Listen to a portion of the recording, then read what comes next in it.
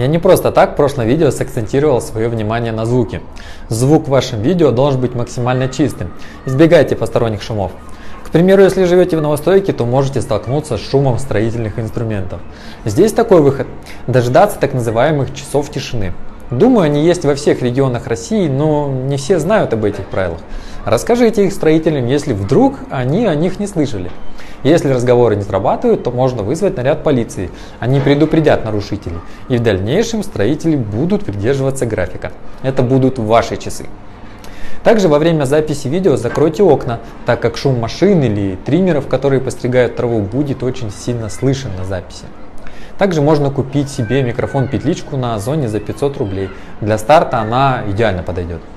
Ставьте лайки, подписывайтесь, чтобы видеть еще больше полезного контента о продвижении.